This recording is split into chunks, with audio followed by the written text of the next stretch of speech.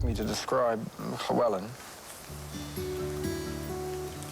physically he's just a little skinny kid, and he's small for his age. Well, he's not a big kid, but he's got a lot of confidence, and he's clever. He thinks about things, reasons things out, and then he can be a little scared thing as well, over things that, are of no consequence. Slowly. Slowly. But then he'll lead a big string of horses across rough country. Yeah. Stay on, Wally. It's funny. Yeah. Aurora's the next one down. She's an hour older than Malachi, so she's the second oldest. But she finds pleasure in simple, silly things. And she's very emotional, and she lets her spirit sort of guide how she feels. She's the best on horseback out of all the kids. See your naughty little legs kicking her and making her gallop? Especially in the She just lets her courage and her confidence with them and her trust in them. And that's the big thing with her, yeah? Daddy taught me. Malachi's about Malachi. There's a lot of bravado there, but when it comes down to it, he gets pretty scared when it comes to doing things that are quite tough. But in the other sense, working with me, helping me, he outworks his brother and his sister. He's got the sort of spirit or the sort of personality, where a lot of things he needs to learn by experience. The kids always say that Elias is my favourite. It just seems that way because he's quite an affectionate sort of little boy. When he was young and he got sick, and he had to stay in hospital for a week. So Cole had the kids and I stayed in the hospital with him. And he really bonded with me in hospital. And then after we came back, he was Daddy's boy. And the kids all from then on, Elias is his favourite because Elias gets cuddled all the time. Well, Elias cuddles, yeah. Corbin's about Corbin, yeah. Whenever she's doing something, it's because it's what Corbin wants to do. Yeah. I can't. You can. She'll do something, and if she'd thought about it, she'd know fair well the consequences. Oh, no, you're not going. It's like she's surprised at it. Yeah. I was just doing what I wanted to do. One more. She's the girl version of Malachi. At the same time, she's really loving. Loves her mummy and daddy. When she realises she's hurt us, she's always doing things like writing little sorry notes and how much she loves us and that, How do you spell mum? M. You? Very good. My mum's name is Colleen, and she's the bestest mum in the world. Mummy Colleen. There's no better mum than her. I have. Many people tell me I'm crazy. I have 5 kids and 1 on the way. It doesn't bother me that we've got quite a few children, and I'd like to have more, so, yeah. This is my grandfather, Papa Weedle's house. He's my dad's dad, and he grew up in this house. It's been handed down from generation to generation. They've had 7 generations now of the Karena family in this home. So I think it's quite a rich heritage, really, they have with this Karena name, and also this house. It's over 100 years old.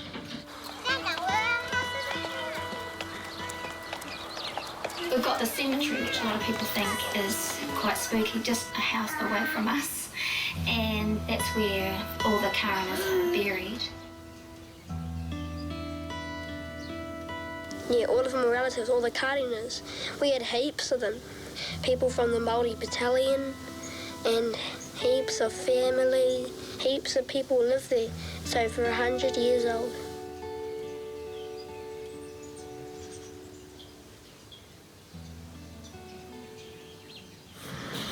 Look at that all dusted over. That's Nanny Patsy, eh? No, she doesn't look like that, eh? Oh, she's a little bit older, yeah. Papa Weedle and my dad don't get on anymore, and Papa Weedle wants to sell the house.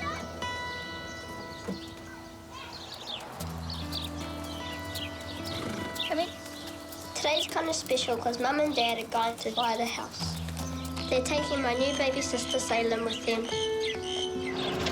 I resigned myself to the fact that we could lose our home, but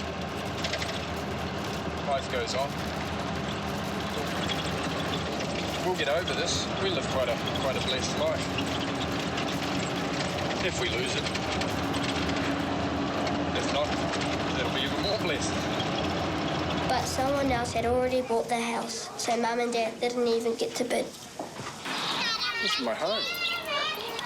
This is my home, this is my community, this is where I decided I was going to live.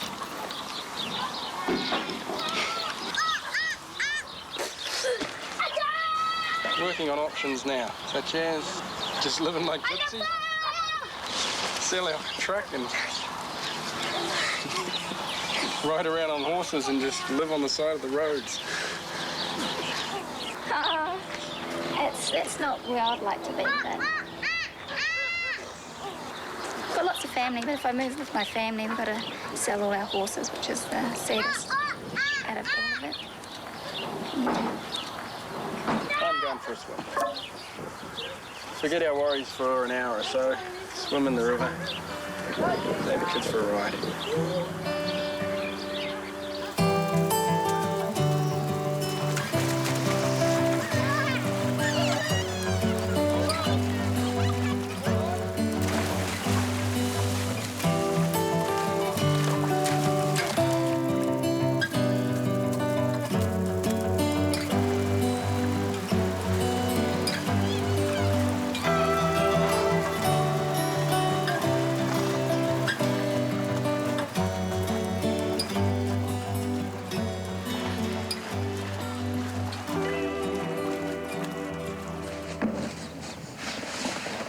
It's getting quite nasty there. We had, on Sunday, we had, I'd say, about 15 people here. The guy who apparently has brought it, him and his family came over and they were just, he was swearing at us and yeah. Not that you need 15 people to come and kick a family off. I don't know, maybe it was intimidation tactics, I don't know. Well, it intimidated me anyway. Oh, he's a prison warden, the guy who come around to, who my dad sort of done a deal with and got him to try and kick us out. I've done things in my past and dealt with people in my past and been quite hard in my past. And I felt like dishing some of that out onto him. That would have brought violence into our home. It's something I don't want my children to have around them.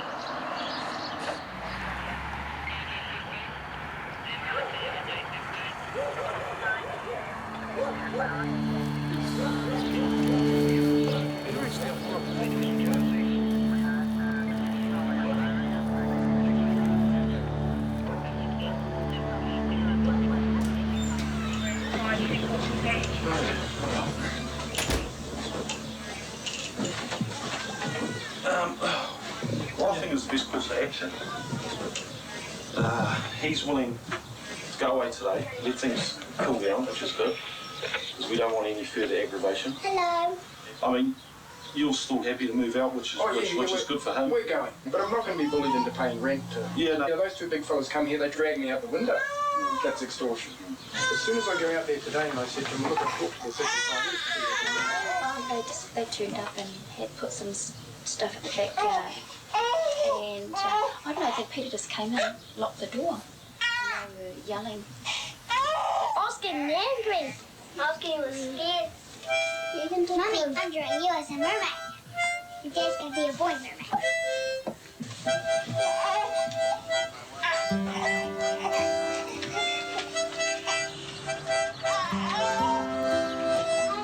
It's not under his thumb.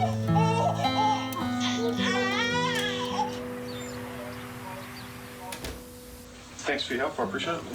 Yeah. Sorry for that, cool. Okay then. So now, how were you as kids? I started crying and I started crying. I was scared. No, I wasn't. I wasn't starting crying. I was angry. You were angry, eh? Yeah, I got angry. I just felt like picking up the thing off the vacuum was coming in. I just felt like it. I got too angry. Lucky we're going on camp tomorrow.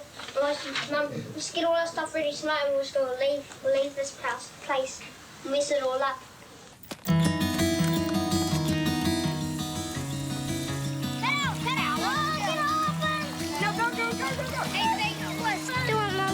too. Can you double? There's a little one. I pulled it out by myself. Oh, where they kicked me in the mouth where my wiggly tooth was, then it started bending over like that. I just pulled it out. Did it hurt? Nah. We would never put our kids on a horse we would feel that they would be in danger. I've never ever feared the kids being on the horses. You know, we've always talked to them about safety, you know, so we never ever worried about safety helmets. Mum, I ditched the others, just ran off without them, chasing after the rabbit. Children don't fear things unless you put fear into them. Oh, hello. Baby, there's a horse.